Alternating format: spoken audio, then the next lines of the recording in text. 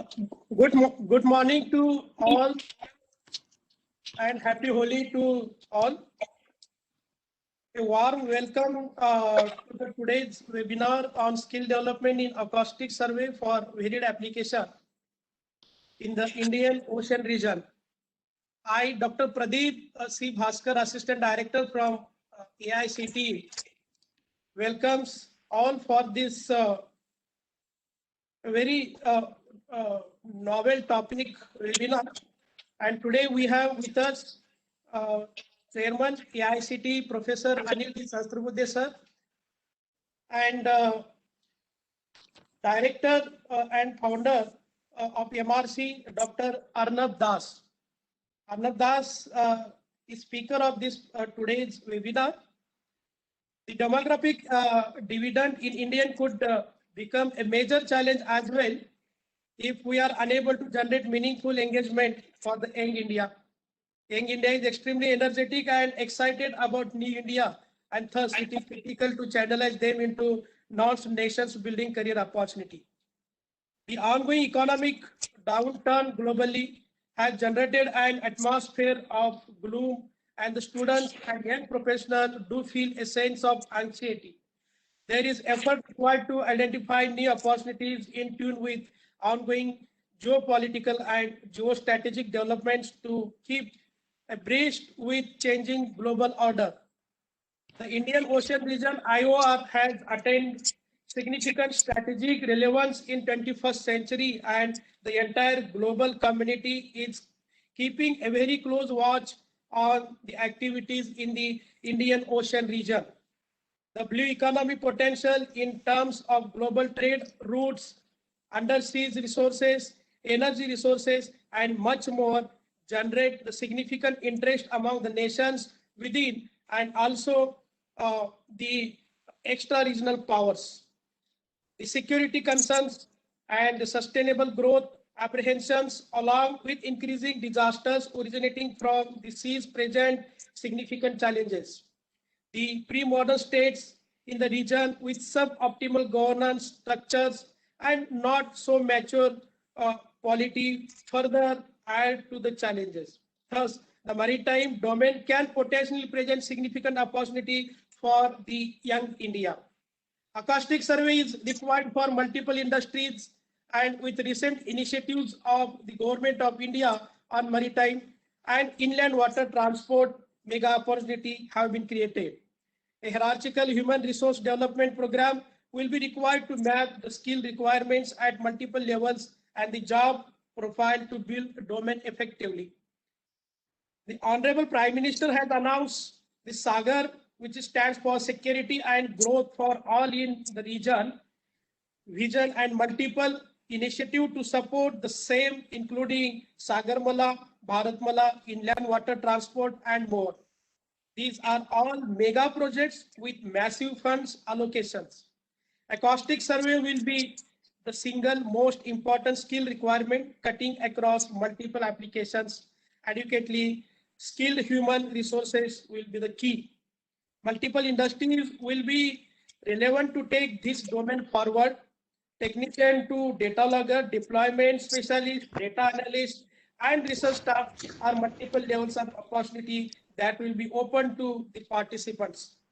The program could also support training requirements of the stakeholders in maritime sector, in addition to skilling of fresh applicants for such job. The AICT has approved the multi-tier and multidisciplinary skill development models proposed by Messrs. Neer Dhawani Technology Private Limited and Maritime Research Center. Today's webinar is organized to apprise the stakeholders and academic institutions on the details of the program, including the potential career opportunities, infrastructure requirements, course curriculum, required qualifications, and more. MRC and NDT will be taken to collaborate with academic institute to build the entire program. So in this today's webinar, once again, I welcome the today's resource person, Dr. Arnab Das, founder and director MRC. Also, I request Chairman AICTE, Professor Anilji Sahasrabudhe, to present his view for today's webinar. Over to Sir Sahasrabudhe, sir. Thank you, Dr. Pradeep Bhaskar, for the wonderful introduction about what is maritime all about and why AICTE has taken this lead on the request of Dr.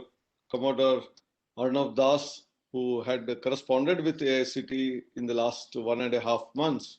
Although the dialogue had started maybe about a couple of years ago with the Maritime Research Center in Pune, it has taken to the next level in the last couple of months. And having understood the potential that exists in the entire maritime sector, AICTE at a very short notice convened the meeting of the skill board and then announced two very interesting programs. These are postgraduate 1-year certificate program and post-diploma 1-year certificate programs in acoustic survey with varied applications in the Indian Ocean and the surrounding. In fact, it is not restricted to Indian Ocean, but there are opportunities in Indian Ocean, and that is why we started this program. But the opportunities exist worldwide. If you look at the entire idea of why we started off all of this, today, quite often in the financial circles, economic circles, we listen to this word blue economy. What is this blue economy all about? The 3/4 of the earth is covered by water, seas and oceans all around. All countries are either sometimes landlocked, but otherwise most of the countries are attached with sea or ocean on one side, two sides, or the entire island nations. And our own country has 7,516 kilometers of the coastline, with 5,400 plus being on the mainland itself. That is starting from Gujarat side till about West Bengal. The entire going down from Gujarat down to the south, Kanyakumari, and then rising up again from Tamil Nadu, Andhra Pradesh, Orissa, and West Bengal. And this side also, Maharashtra, Karnataka, Kerala are all part of it. Along with that, we have huge islands. Andaman is a huge island, of India, and there are several Lakshadweep islands. So in terms of the sea, we have a 7,500. We are not the biggest nation with large coastline. There are, of course, more than 10, 15 nations who have a lakh onwards down to 25,000, 30,000 kilometers of the coastline. But many of them are in one corner of the region. I was watching the entire global map. If you look at some of the countries, they may have a very huge coastline, but they are located in a place from where there is hardly any interaction that takes place. Such countries are also in large numbers. Whereas India is almost at a place along with Africa at the center of this stage of this entire gamut of activities that happen. On one side, Australia and America, they are again having a large distance, but we are close knit, very close to each other. Entire, BIMSTEC nations, the Pacific island nations, whether it is ASEAN countries, we are all closely knit and connected, both in terms of our cultural ethos. We had maritime movements that happened not now, thousands of years ago. Maybe that time there were no motorized boats, but using sails, people used to move from one side to the other side, and trade was booming. In fact, if you all remember, India contributed to nearly 35% of the world trade till about 1 AD, 2000 years ago. India was the global leader in terms of economic power, superpower. And that is why, whether it is the Columbus or Vasco da Gama, they all started off from Europe in search of India. One went to USA and invented it, and he thought it is India. And that's why the aboriginals, tribals living there, the original people, they are called Red Indians. And actually, they referred to that as the Indian continent. The other person, Vasco da Gama, came and settled down here in India for trade purposes. That means we were a power, superpower in terms of maritime trade. And that continued for a very long time, from 35% of the global trade to down to now about only 4 to 5%, there has been certainly a downside, but it is growing and growing with the Prime Minister's call for both Atmanirbhar Bharat and 5 trillion economy. And we are already fifth largest economy of the world. The things are brightening up. But when we come back to our engineering education, or for that matter, any higher education, quite often, most of the surveys, they say that our engineers are not employable, our graduates are not employable. And if you look at the details, there are a couple of reasons. One of them is the curriculum itself is not updated as is required for the needs of the 21st century.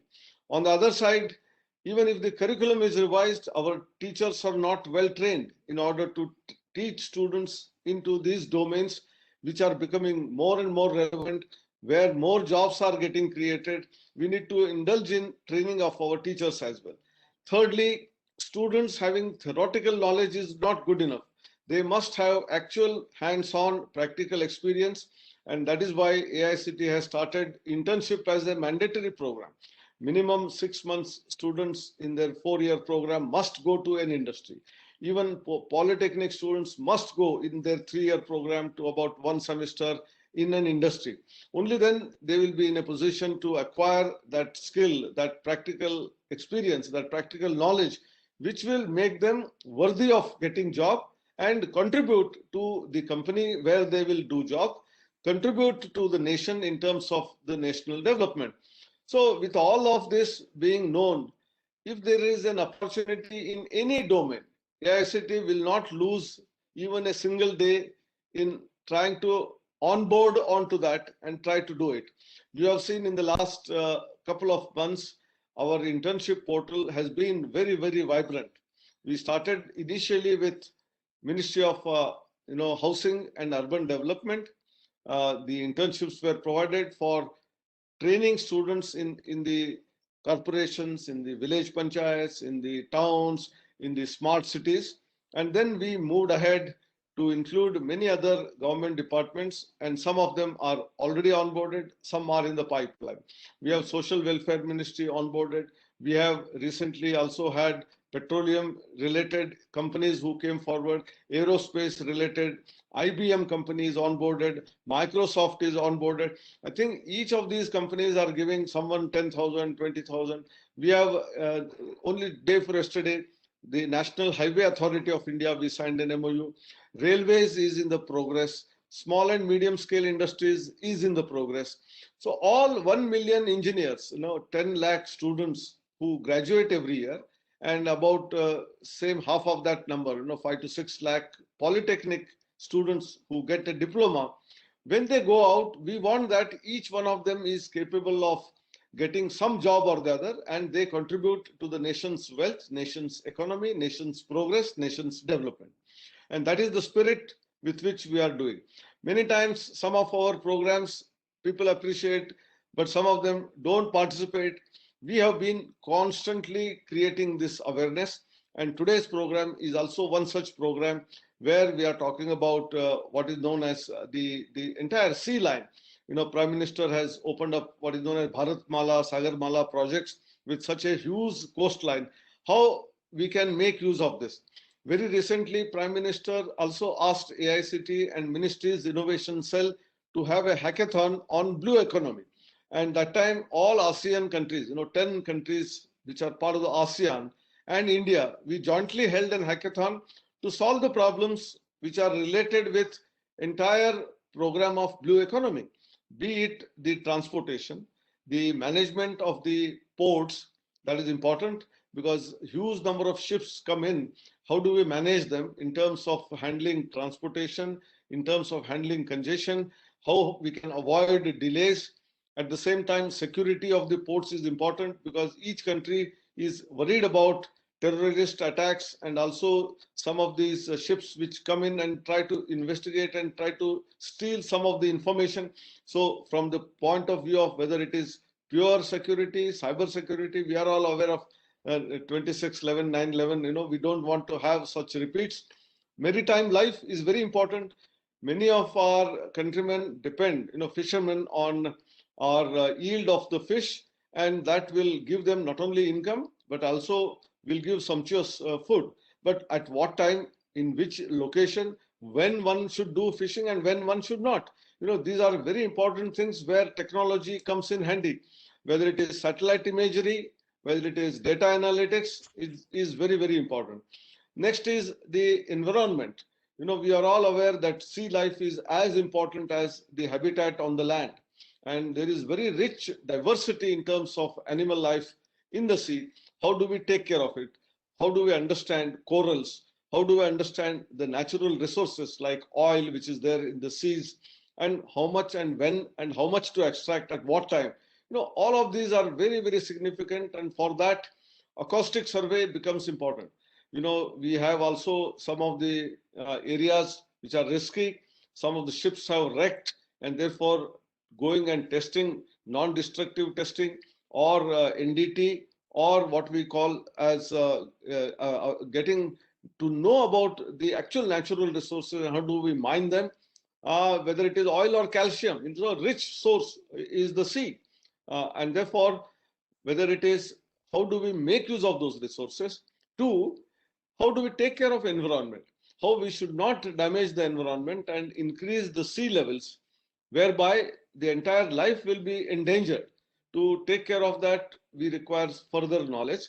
And today, unfortunately, the growing use of plastics in the last 3-4 decades has created a huge problem. And there are huge places where there is an accumulation of plastic bottles and bags and all that in the sea. Some of the fishes, they eat it. Some of the animals in the sea eat it, and their lives are in danger.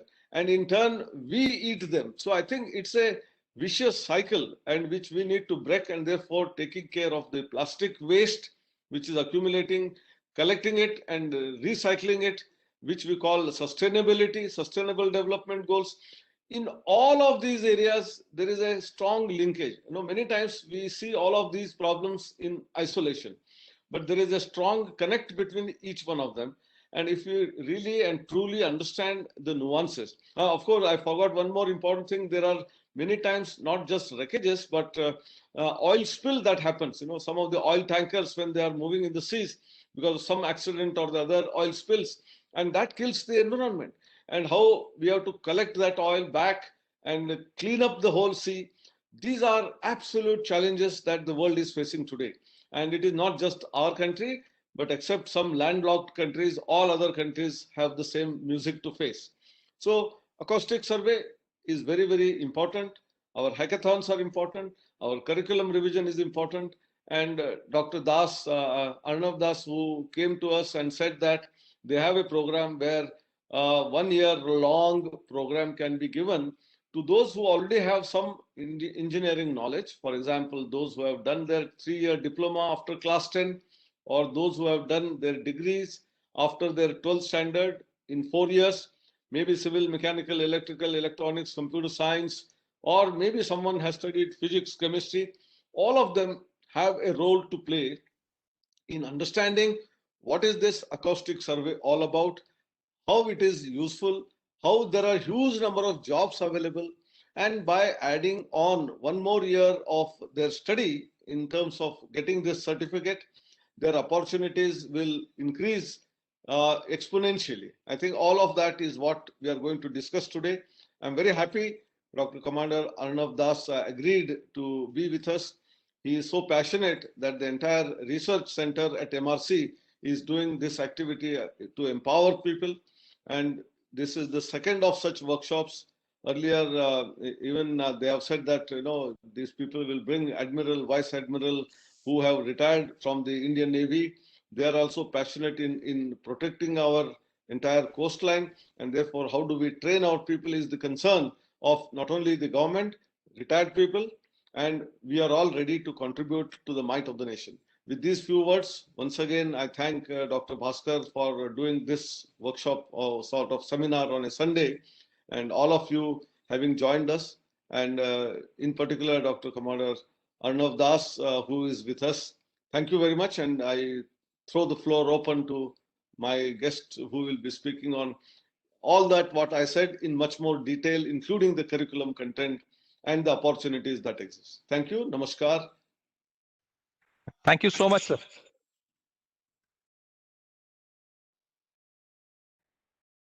Entire environmental calamities, and also exploring the career potential to the students of the EICT institutions. Thank you very much once again.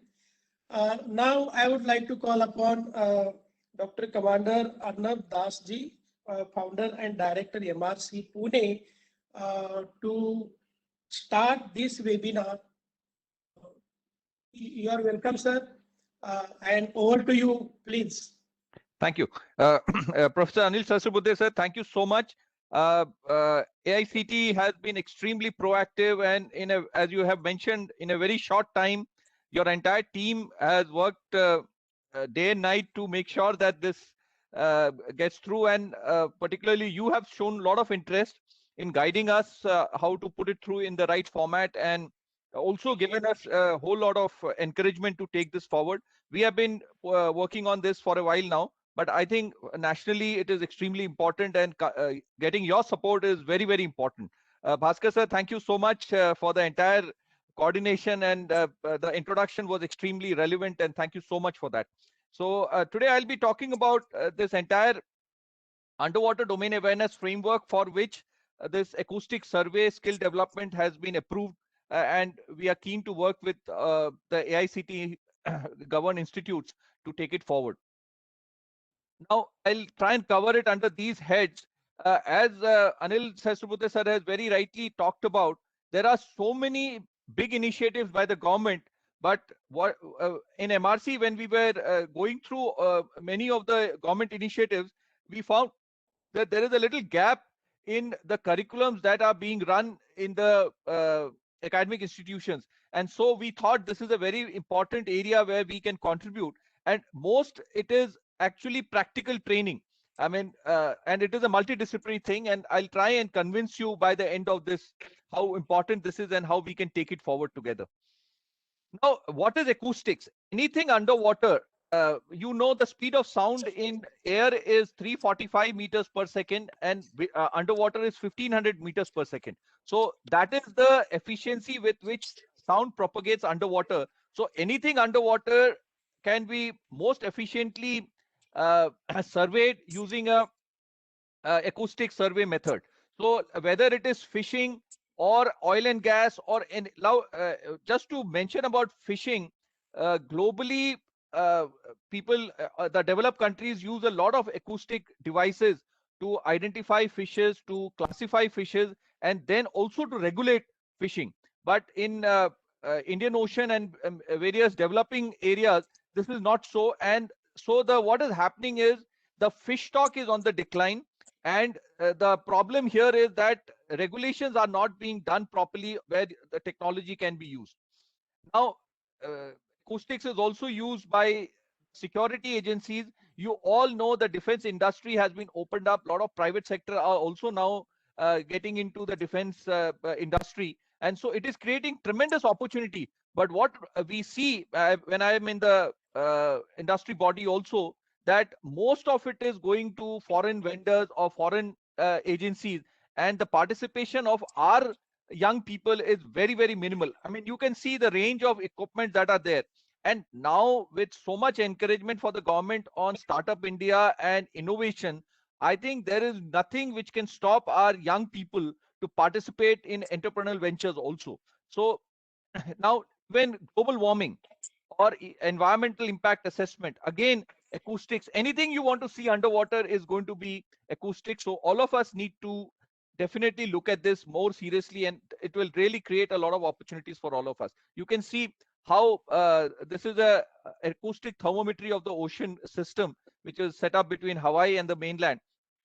And this has got underwater sensors which monitors how the signal transmission gets affected. And there's a whole lot of signal processing, but at the same time, instrumentation and various other disciplines also come in very, very effectively in this.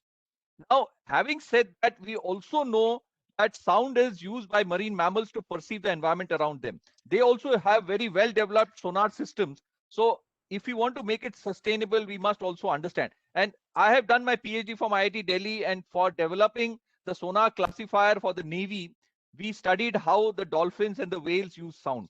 They have something called a biosonar, and they exactly have the right signal design and how the transmission happens, the propagation happens. The complete knowledge of the nature has been used by many of us acoustic engineers to develop systems or the modern system that we use today. You can see that even for their communication, this is a big whale which is using sound to communicate, and they communicate thousands of kilometers to communicate with their group. But what is happening now when we have so much of maritime push, it is also having a negative impact on the environment, and I call it acoustic habitat degradation. Now, we have established sound is so important, and I also want to call it that underwater habitat is an acoustic habitat, because marine mammals use sound to perceive the environment around them. But the human activities is causing a degradation to their habitat. So acoustic habitat degradation is becoming very important. The European Union has come with a lot of regulations on this. The US has the Marine Environmental Protection Act has already acknowledged the impact of acoustics. So now in India and the rest of the world, this is very important that we understand what it is and also kind of have our own standards. Otherwise, we will have to pay a heavy price to reach out to the global standards. Now, but it is important that we must able to understand what exactly is the source. So in signal processing, we call it the source path receiver model. So what is the source, or what is the pollutant that we talk about, how the environment affects it, and what is the impact on the receiver or the victim. So that has to be understood, and various activities have their own characteristics. So detailed study is required, because when we talk about regulation, a very, very clear cause and effect understanding is important.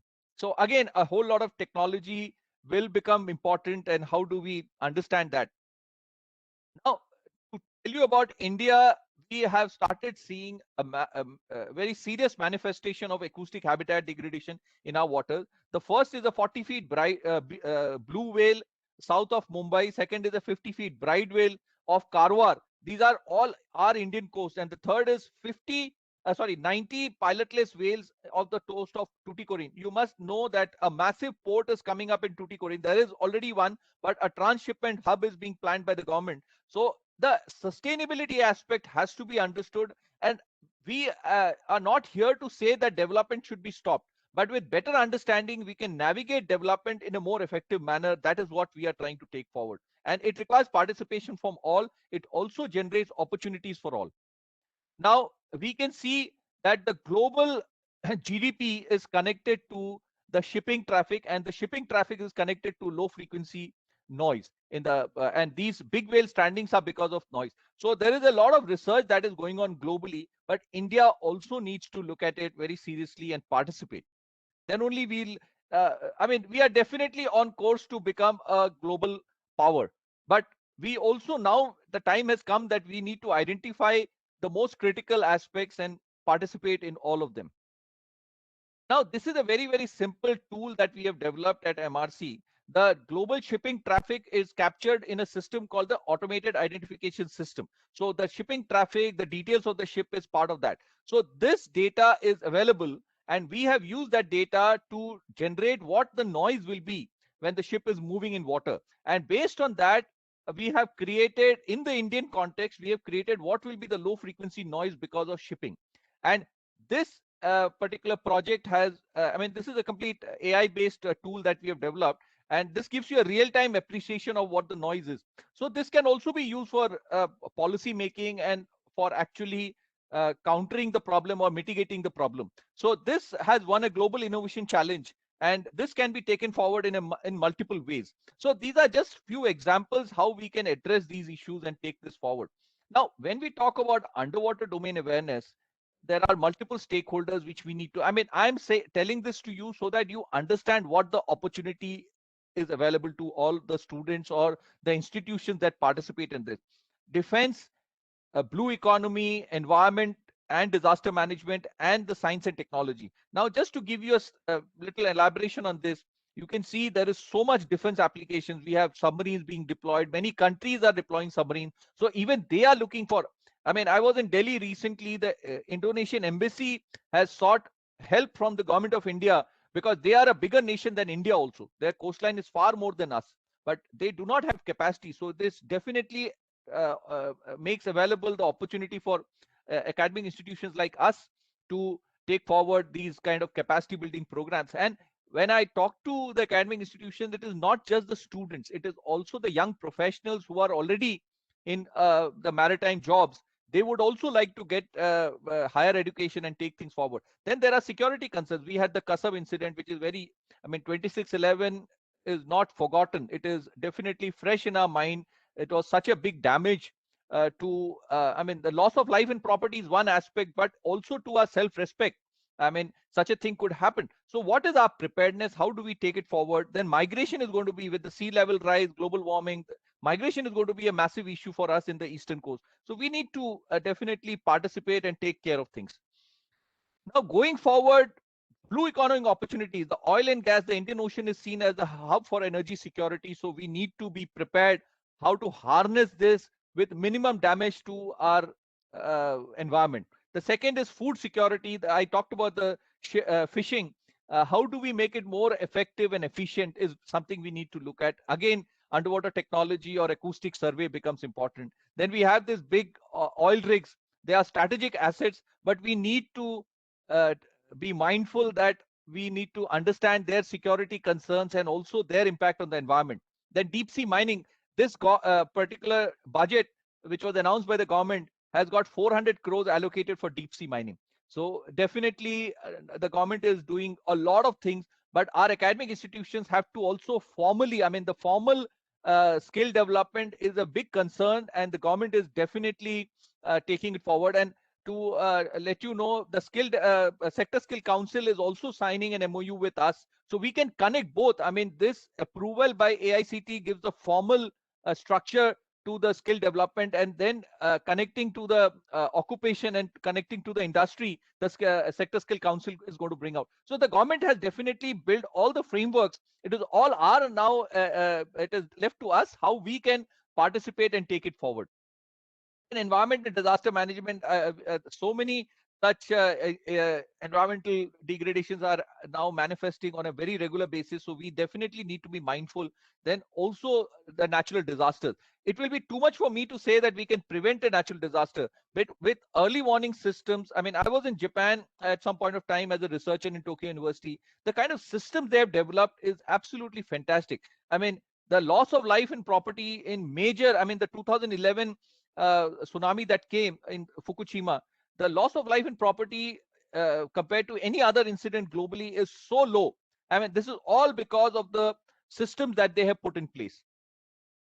And pure science and technology, our understanding of the ecosystem is very, very minimal. There's so much more work to be done. Academia needs to get into a user academia industry partnership where we can have a closed loop, where the formal education and the occupational requirements can come seamlessly get integrated, and we can kind of have our students going into the career opportunities very, very seamlessly. I mean, you can imagine we have almost 2.5 lakh square kilometer of EEZ. So what kind of underwater requirements that we are looking at? And definitely the government is looking at very seriously. But I think as academic institutions and technology providers, we should be able to integrate to that and contribute to the Prime Minister's vision in a more effective manner.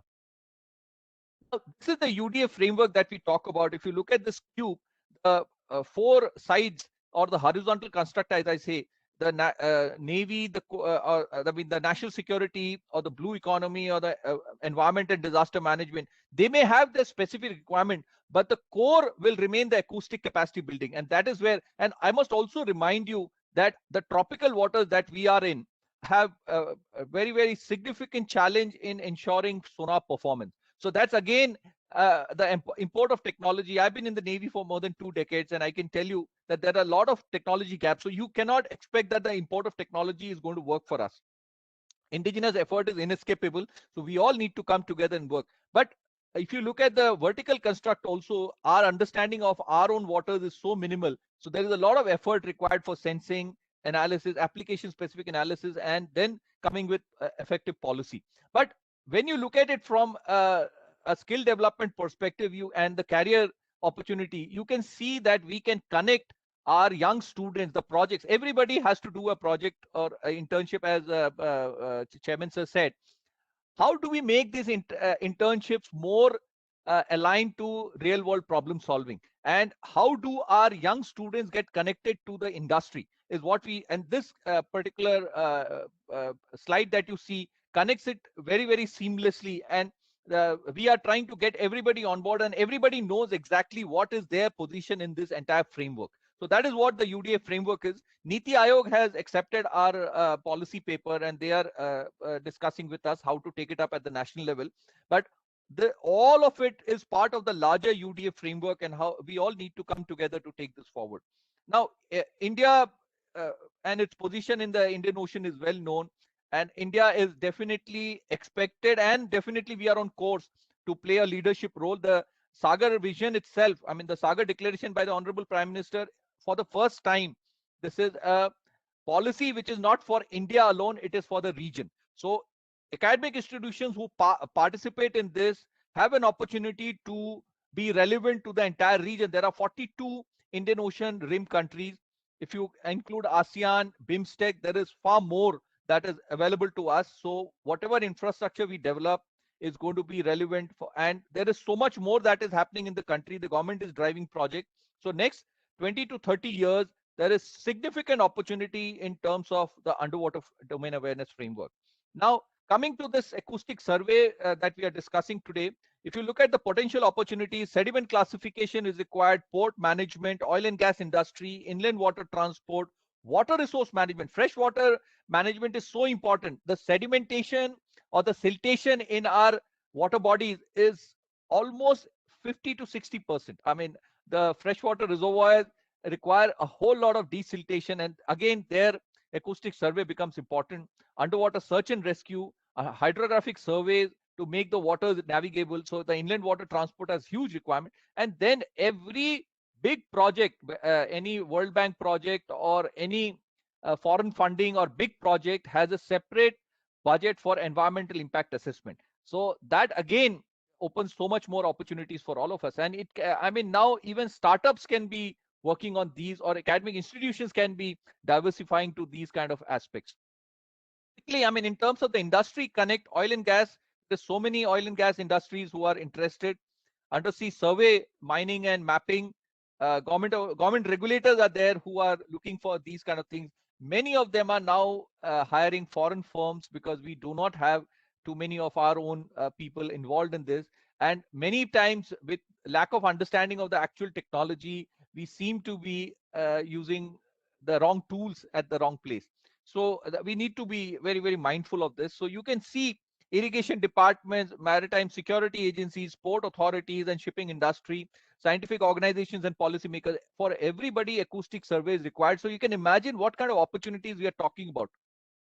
Many places, I mean, in the Navy, I can tell you, we do in-house training to make our people aware and kind of give the right skill. But many other agencies are not able to afford that. So this is a huge skill gap that exists. And that's where we, even in the Navy, we are hiring foreign firms to do many of the work. So this is very, very important. And I think this is an opportunity which we should definitely participate. Now, as far as this acoustic survey is concerned, we have divided into 5 different levels. One is the technicians who will be required to maintain, repair and operate the sonar that will be deployed. Then we require data loggers, deployment specialists who will, because deploying something in the water body is not so easy. So we need people who understand these kind of things. Then data analyst and research staff. Research staff will be multidisciplinary. They can, I mean, based on the application, they need to work on various aspects. In terms of technical qualifications, for the first 3 levels can be the basic. Then for the data analyst would be the postgraduate. The graduation would be the basic level required. And for the research staff, it can be masters, or even undergraduate students can come in. And these certificate courses have been designed so that we can take multidisciplinary students. And the large, almost 50 to 60% is project-based learning, because it has to be skill-based. I mean, they have to have practical hands-on training. facilities are not so difficult for an academic institution. You can see classroom facilities are there, basic electronics lab, virtual classroom, and MRC will be happy to support you in every way possible that is required, and NDT will be there to partner you in actual operations of conducting these courses. And most important thing is, it is not that if you take 50 students in a batch, 25 of them can come from the stakeholders. I mean, the stakeholders list that I've given you, these kind of stakeholders, they are looking for their capacity building. I mean, MRC and NDT are connected to various inland water transport. There are 116 waterways that are planned. Number 1 has come up between Banaras and Haldia. Number 2 is just starting in Assam. And you can imagine another 114 are planned, and massive funding is being provided by the government. So what kind of capacity building will be required, and what kind of opportunities will be created? So you can imagine that these people already who are employed, who are not seeking employment, are going to be coming and supporting this infrastructure that is going to be developed. And say 25 or 50% are the young students who come in. And we ourselves, when we grow, we will require this to take it forward. So many of them can be absorbed into our own thing. So very handful of them will be actually exposed to seeking jobs, which again, I am very confident that there should not be any difficulty in creating this opportunity. And infrastructure cost can also come in for the capacity building that is required by the stakeholders. So you can, I mean, probably these numbers are not relevant. Half of it may be available to you. But what I'm trying to say is that it is going to be a very, very easy, sustainable model where with very minimum investment, the return of investment will be very significant. So as I said, capacity building. So organizations, I mean, we have started, when I was in IIT Delhi, we started a MTech program there where 50% students were coming from the Navy, DRDO, PSUs. And here also the same thing is relevant.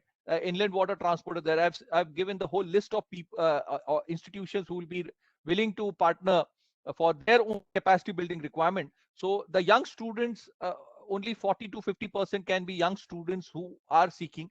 And as it grows, they will all be able to take it forward, and it can, I mean, the potential for scaling up is huge.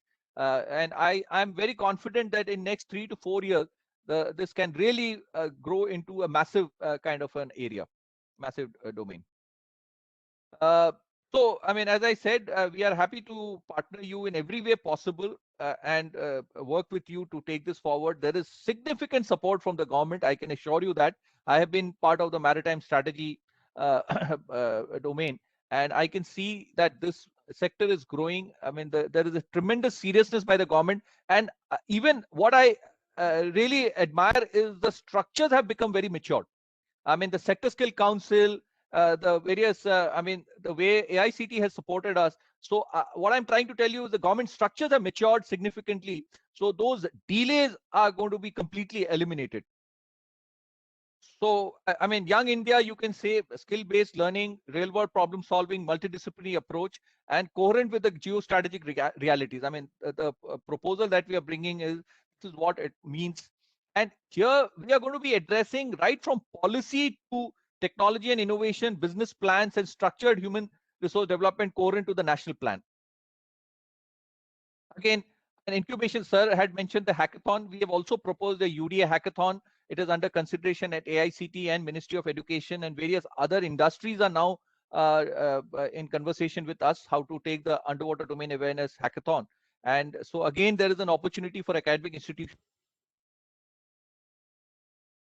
So there are multiple such models. I think I will not go into the detail. This is for underwater radiated noise. So how multiple stakeholders get connected to this. So the India boasts of a massive shipbuilding industry also, and it is growing, and it has to grow because we have such a massive coastline. So many industries can become. So these are the smaller parts of the UDA framework that we talked about. If you go to our website, you will see many such product sheets where you can actually understand what the opportunities are. I will not go into the details of this and how all of them are connected to the various opportunities that exist. You can see sediment classification again. Underwater search and rescue is another opportunity. acoustic habitat degradation assessment tool. These are all technology driven tools which can be used for environmental impact assessment. And so again, there are products on underwater deployment of platforms. Even underwater robotics becomes such a very important thing. We have been doing a lot of field work also. You can see that some of our PhD students do data collection in the water bodies. This is in Khadakwasla Lake. And so that data also exists, which can be used for such purposes. You can see various equipments being deployed. Thank you very much. I think I'll be happy to answer questions.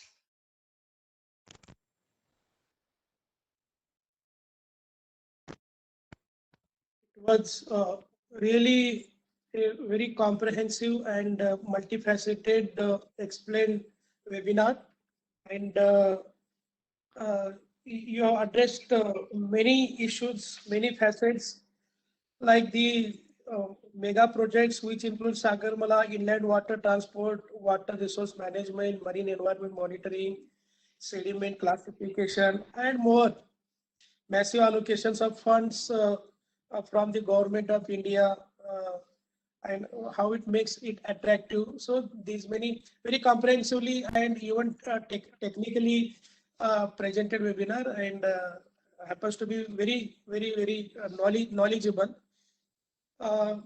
I would like to request the participant institutions to raise their queries, or just raise your hand if you are having a question, or you can put in chat box also, so that we can convey it to our resource person.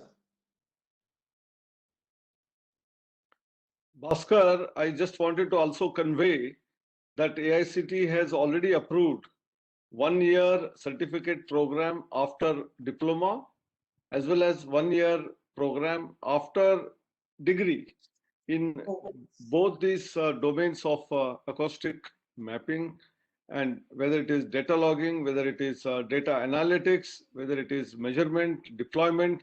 In all these areas, the courses are now already been available in our approval process handbook, and we have also recognized these as emerging areas. So even if you do not have accreditation and you have that minimum laboratory of electronics and some essential laboratories which Dr. Das has pointed out, you may apply without having much additional efforts, not having much inputs required in terms of even putting in money. But wherever some equipments are missing, you may have to procure them. They are also available on rental basis from some of the agencies. Even one can procure them in that manner. And MRC is ready to support, whether it is in terms of faculty, whether it is in terms of the knowledge to be transferred to the faculty to handle the classes, and actually give faculty themselves in order to train students. And most interestingly, the theory part being minimal and a lot of things being in the form of internship and hands-on, they will provide opportunities in engaging students to go to the field, learn, work, and then they become absolutely employable at the end of this 1-year program. So the entire idea is, how do we create skills?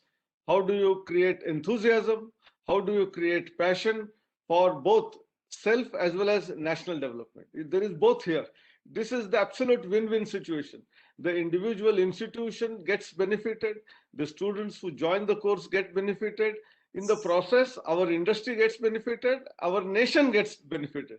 I think this is the message, key message. And many things which I also did not know about, although I have my subject of acoustics in my PhD as well, on noise control of IC engines, a little bit of knowledge of acoustics.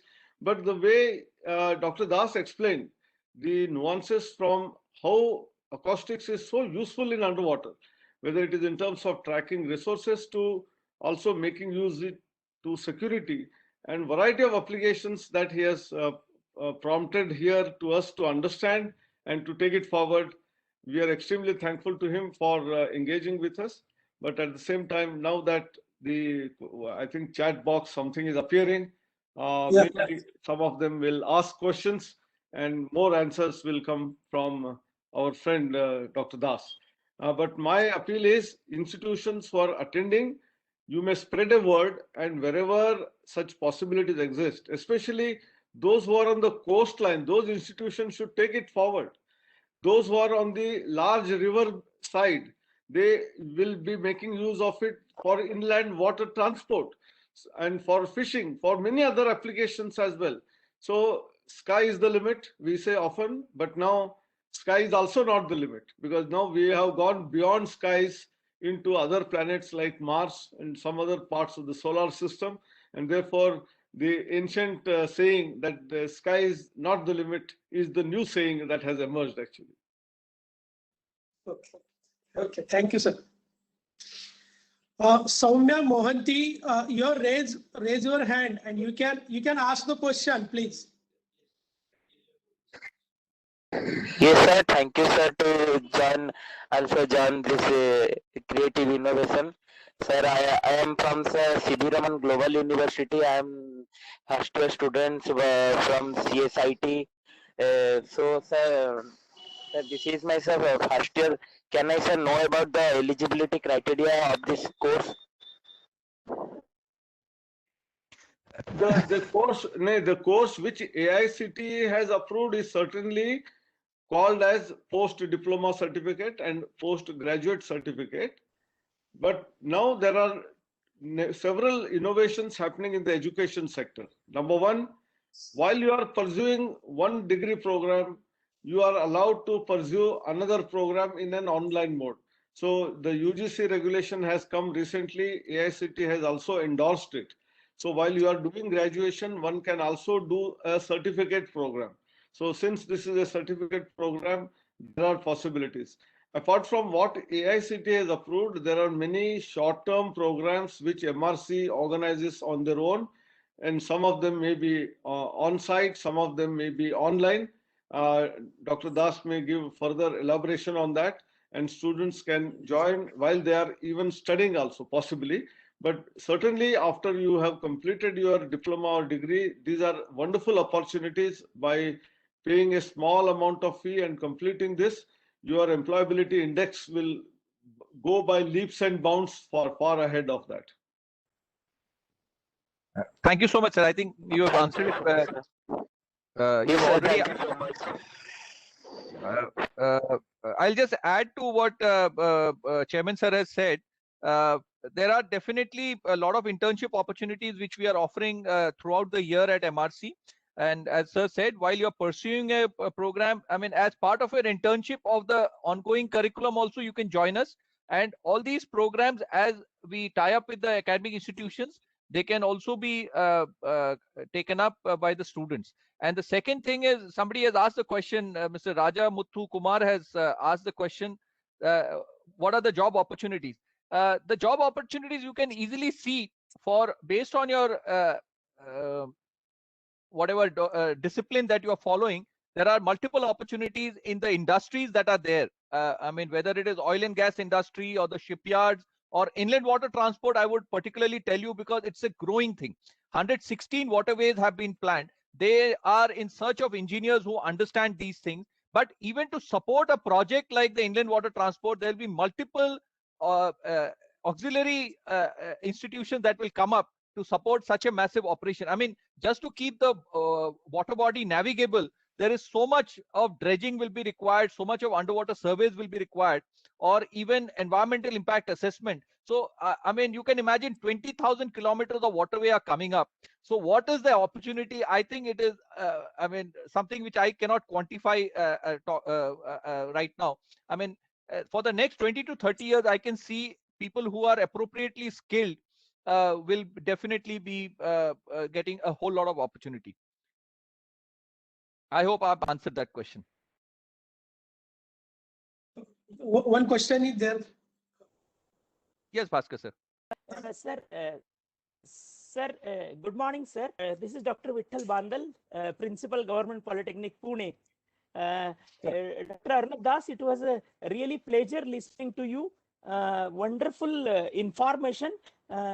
Thanks to Dr. Sahasrabudhe sir, always takes a very good initiative for every opportunity to have a better employability of the candidates. And I think these courses will add a value to the candidate, and will definitely have, as sir has rightly said, that it will have a great employability opportunity, and obviously a much better employability. And sir, we will be very happy to be associated with you, because as we are based at Pune, our institute is also autonomous institute. So we'll be very happy to be associated, maybe in delivering some lectures, maybe conducting some lab sessions with the help of you, setting up a lab with support of you, and we'll be very happy, sir, to be associated with you. Thank you very much for giving me an opportunity to hear you. Thank you, Sahasrabudhe sir. Thank you, Dr. Arnab Das and Dr. Pradeep Bhaskar. Thank you very much. Professor Bandal, you have so many industry associated, labs there in the Polytechnic. I'm aware of it. You can Yes, sir. also start this post-diploma certificate program officially in your, institute. You have the entire, establishment of MRA also is in Pune. So you will get all possible support from Yes, them. sir. Yes, sir. Thank you, sir. Thank you for your support, and we'll definitely start, sir. Thank you, sir. Thank you.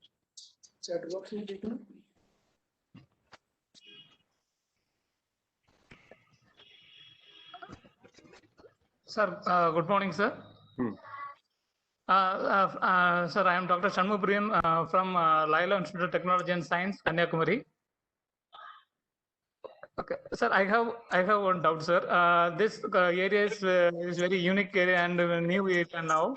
So, if any training given to the staff member before we starting this related this program, because this is new area, every college we have the basic courses we have now. So, any this kind of such new area given the initial training to the staff members for it is very useful for given training is given to the students further. So can you give any suggestions related this issue for this, sir? Yes, sir. As Chairman sir has also said, we are happy to support you. I mean, both ways. I mean, giving support as faculty in the initial years, and also training your faculty to take it forward. And we have also put up a request to AICT for conducting faculty development programs on this subject. So either way, I mean, we are even directly happy to work with you and support you in whatever way required. So the complete handholding will be provided by us. And AICT has also been very, very kind. So we'll also kind of put up to AICT to conduct some FDPs on this. Okay, thank you, sir. Thank you very much.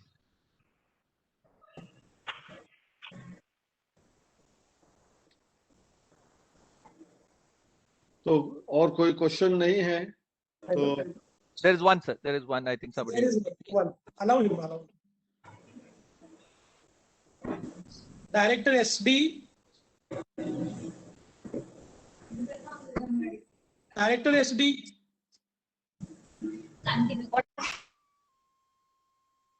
Hello, sir.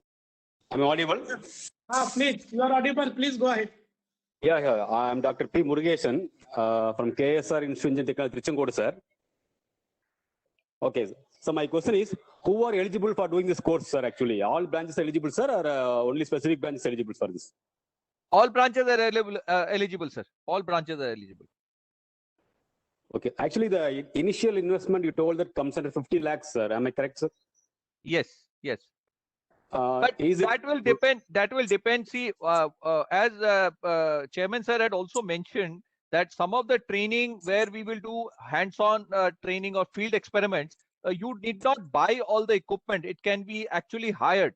So in the initial time, instead of buying them, because they will be required only for 2-3 weeks. So there is no point buying them. And these are very expensive equipment. But there are many companies available in India and abroad who are willing to come and offer them at a small price, so we can hire them and use them. And particularly academic institutions, they are happy to sometimes even, I mean, we conducted experiments in Khadakwasla there where they did not charge us much.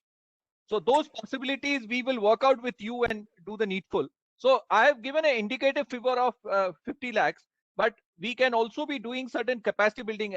Chairman sir had also mentioned that smaller, apart from what is being formally announced by AICT, if somebody takes it up, we can also do some small 2 month, 3 months training programs for the stakeholders, which will also generate revenue for us to take this program forward. So I don't think you need to worry on that part. Okay, sir. We have basic facilities. We have electronics lab. Yeah, and that's what I mean. I would guess that an academic institution which has been running for some time will have most of the basic facilities that are required. Very specialized things that are required can be hired. So, and the virtual classrooms and all those we can provide that we have. So we can work together on those things. So you don't need to worry too much about the infrastructure requirement. The basic infrastructure that is available should be enough.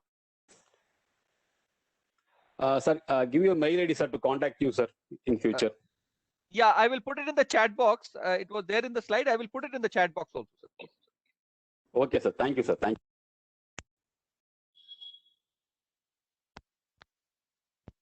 you. Rajit on.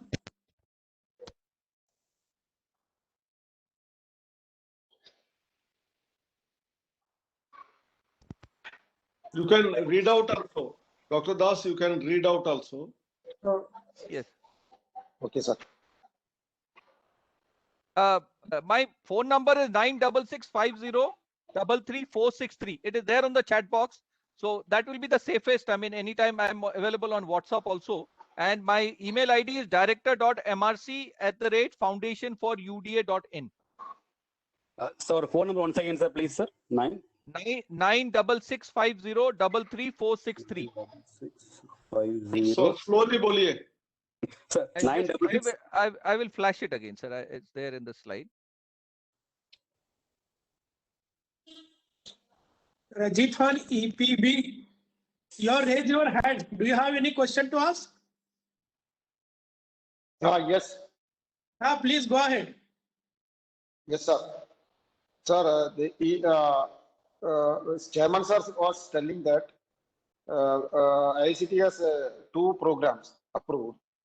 So can we, if we are ready and willing to invest, can we apply this for the same in this approval process? Yes. That, which is the deadline is 3rd of April, and we will not be having the full infrastructure because we are not, as Arnab sir was telling. No.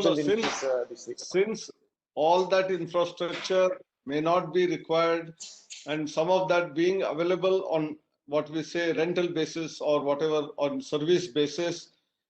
Otherwise, if you have an electronics lab, you have a computer lab, you have a mechanical engineering lab, all of these equipment necessary will always be already be there. So you should not be worried about that.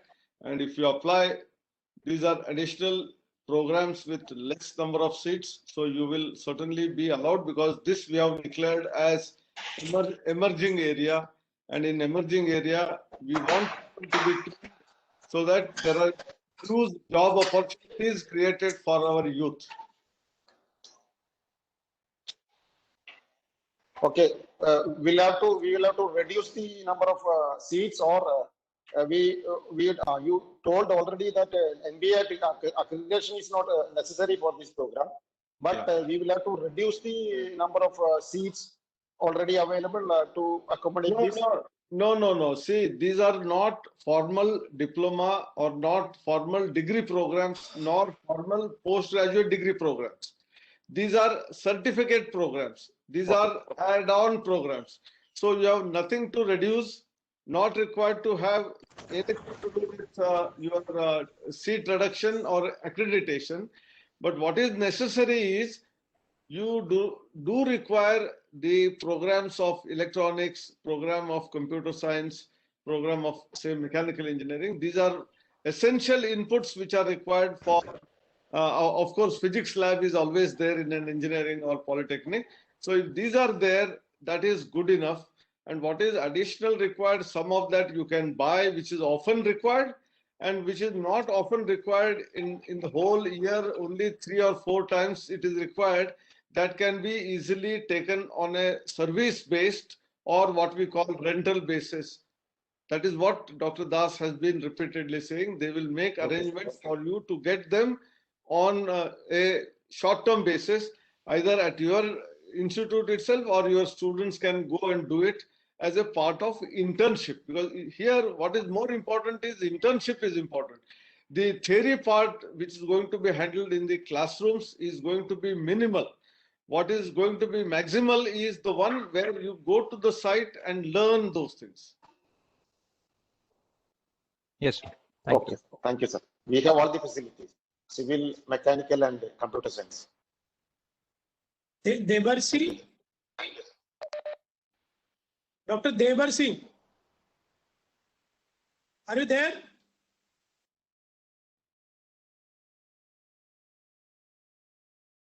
Dr. Debarsi?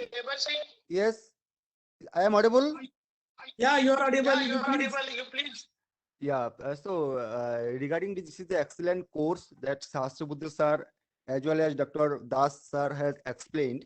So my question is, so hold the program, that is a certification program for 1 year after diploma or maybe after graduation or masters. So that should be conducted only in the online mode or in offline mode. No, that depends on now.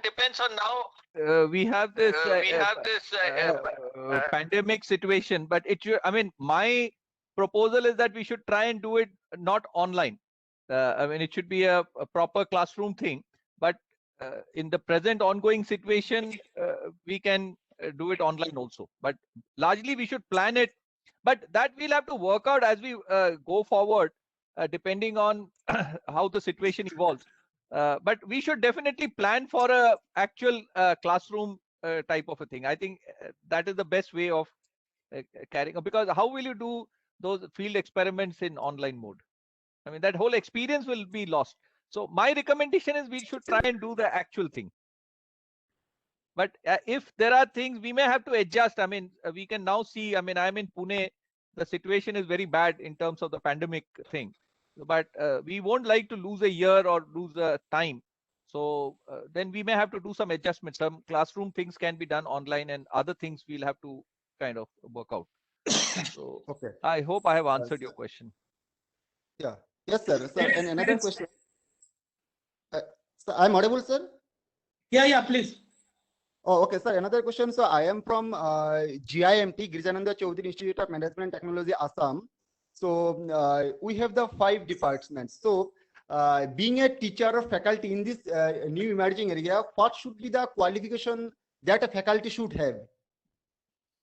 Sir, that you don't worry, because if you look at the course curriculum, depending on your discipline, those programs will be kind of done by you. And if there are any gaps, those things we will do hand-holding with you so that we can take it forward. These are very, very simple. I mean, basic electronics is something which every college will have. Then certain other things which are their part of the thing. Underwater domain awareness or acoustics, also, if somebody has a physics background or electronic background, they can definitely learn. So what we will do in the first 1 or 2 programs, our own faculties can also get trained. So that also can become an important thing. But for conducting it initially, you don't need to worry about the resource requirements. Okay, thank you, sir. There is one more question from I think Dr. Sinde Ullas. Are you there? Yes, sir. Yeah, please go ahead. Hello, sir. I am audible? Yes. Sir, my question is, first of all, thank you to AICT and Dr. Anil Sahasrabuddhe sir to arrange this skill development program. Myself, Principal CSMA Chhatrapati Shahu College of Engineering, Aurangabad. 2 queries from my side. Who issued the certificate to this course and how much the intake for this course? Suppose we applied, so how much intake? Or suppose you give the 20, 10, or there is a minimum admission criteria is there for this course?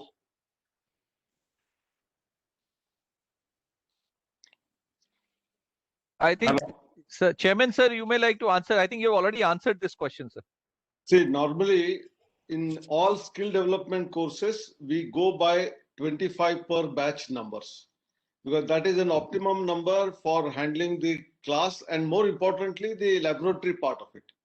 Classroom, we can always have even 50 or 100, but when it comes to laboratory, we all do in our own colleges also, in a formal degree program, diploma program also. Whenever there are laboratory classes, we divide the class into 2 or 3 parts and then do it in a batch of 20 or 25. So for all skill development courses, AICTE has decided 25 as the number that time, and that will continue. We can have 30, 25, 30. That is the optimum size for the class. Second part is giving the certification. If you are applying through the AICTE portal and this is approved, this can be given in the same manner as the diploma is given by the Board of Technical Education. If you are autonomous, your own institution can give an award of a diploma. If it is a degree, it is given by university. If your university is willing to associate its name, then it is very good. Even if they are not ready to associate, a college once given an approval by AICTE, and since this is not a formal 3-year diploma or a 4-year degree program, since it is a certificate is permitted to be issued by anyone, and therefore the college which has taken the approval alone can also give their certificate. But if you have added more value in terms of association of the State Board of Technical Education or the university to which you are affiliated, or this particular institute, MRC itself, and you use your logo of the college, that is good enough. Yes, sir. Thank you, sir. One more thing, sir. For affiliation with the university, we require syllabus and all those things. I am in contact with Das sir and we take from that. Sir. No, yes, it is already there. We have approved the syllabus, and the syllabus is probably available on the website. If it is not there, may I request Dr. Bhaskar, the syllabus which we have already approved, the content may be posted on the website so that the institutions are aware of the detailed syllabus as well. Yes, sir, definitely. Yes, sir. We'll do that. Yes, sir. Thank you, sir. Thank you very much. Thank you very much. Good Sir, day. there are a few questions in chat box. Can I read it? Yes, sir, please. Can existing engineering colleges apply for 2 courses along with EOA application?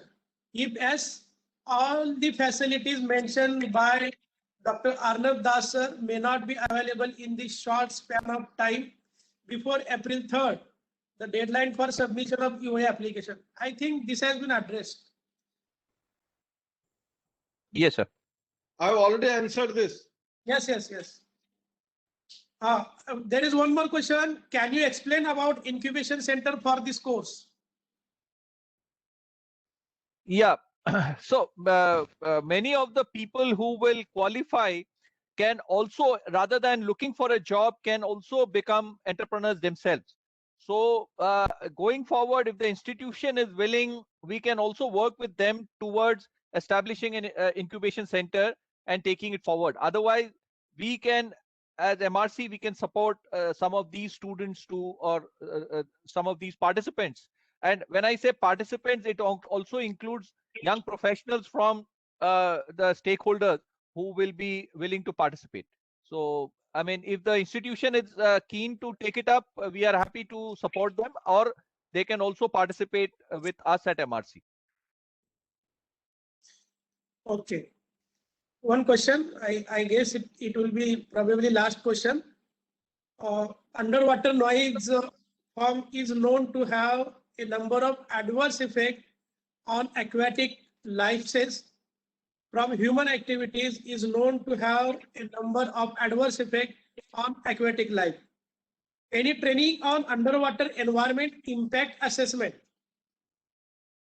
Absolutely, sir. That is very much part of this program, and some of the students can also be working on blue economy. I mean, blue tech is also very, very important, and impact on marine mammals or marine species below water is definitely part of this thing. So whether it is in the form of projects or internships, the participants can definitely take up such subjects.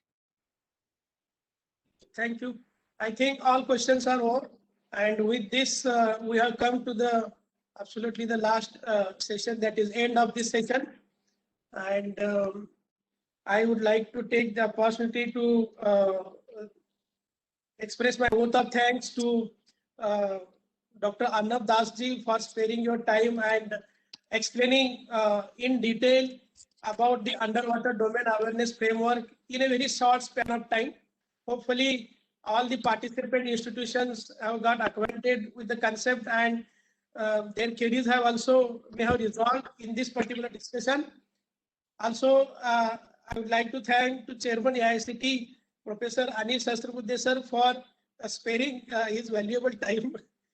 Also, I am thankful to all the participating institutions for keenly participating and raising their queries as regard to this particular course. And with this, I declare that this webinar is over. Thank you very much. Thank you so much. Thank you very much. Chairman, sir, thank you very much.